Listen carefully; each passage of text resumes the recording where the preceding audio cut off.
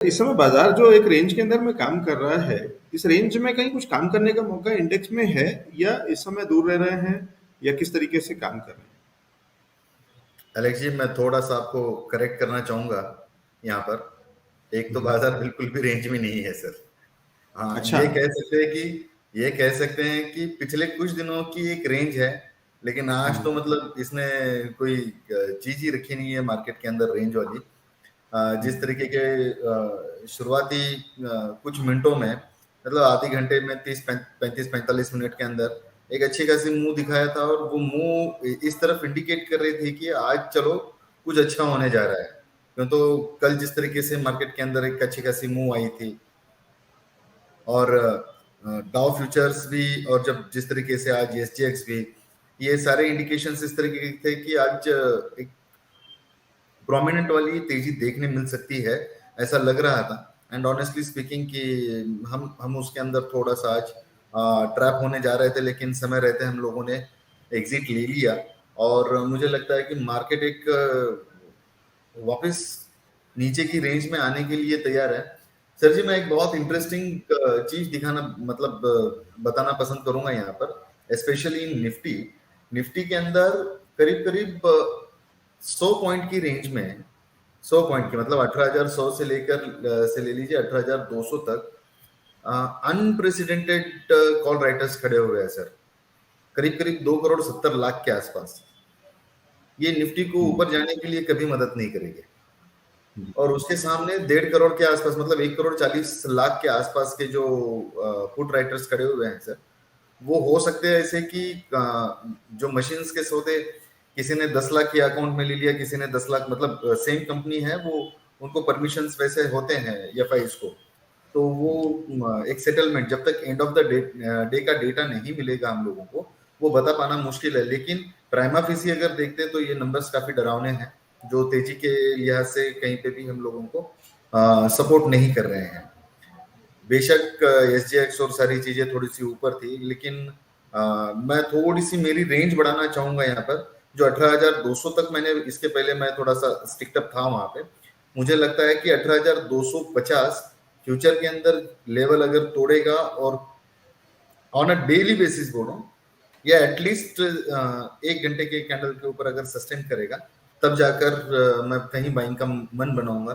तब तक के लिए मैं sell on rise would be the strategy, और वो अब बायस फिक्स हो चुका है सर।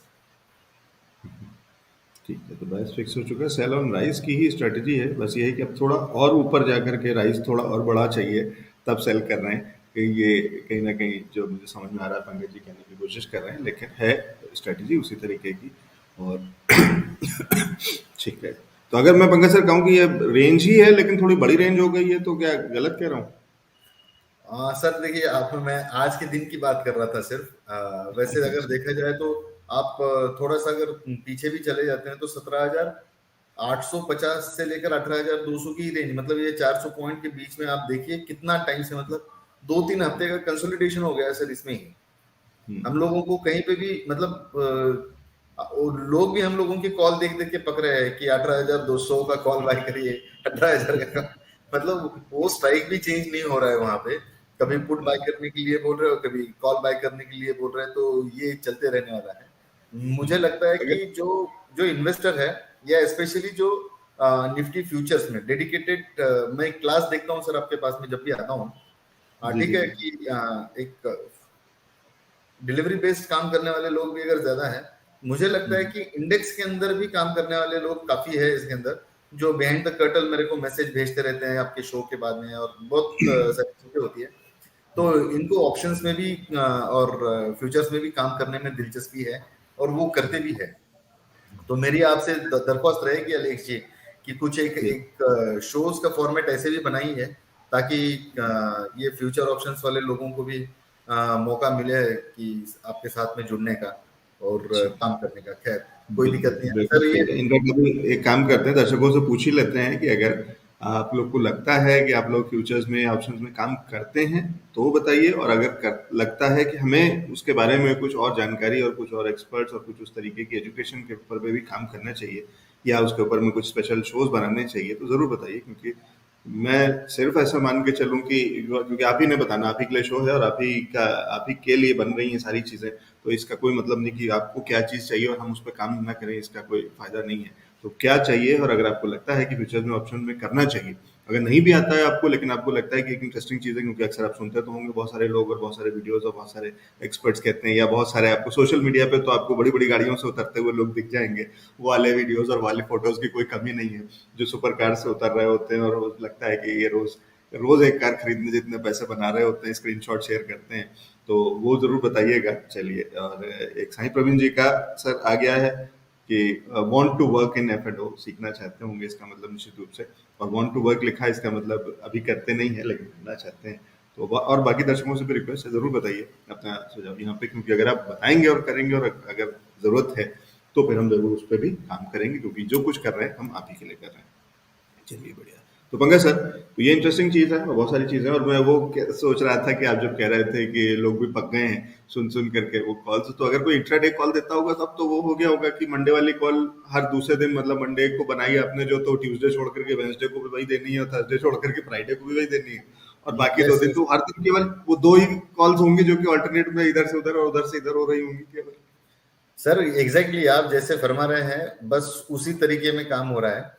मैं एक मतलब शो को आगे ले जाने के लिए मैं एक छोटी सी बात बोलूंगा यहाँ पे, कि कुछ दिनों पहले मैंने एक वेबिनार लिया हुआ था। It was a paid webinar for option players, जो कि ऑप्शंस के अंदर कुछ काम करना चाह रहे थे उनमें। हम्म, तो ये ऑप्शंस के अंदर के जो कॉल देते हैं ना सर, इसके अंदर ये टाइम डिके बहुत हो जाता है, हम्म, इसलिए इसकी ब्यूटी बनी रहती है मार्केट के अंदर। और अगर ये ग्रीक्स का अगर कोई इम्पैक्ट नहीं होता तो मार्केट मतलब बहुत ही बोगस हुआ रहता, कोई दिलचस्पी नहीं रहती, ना लोग आते ना कुछ करते।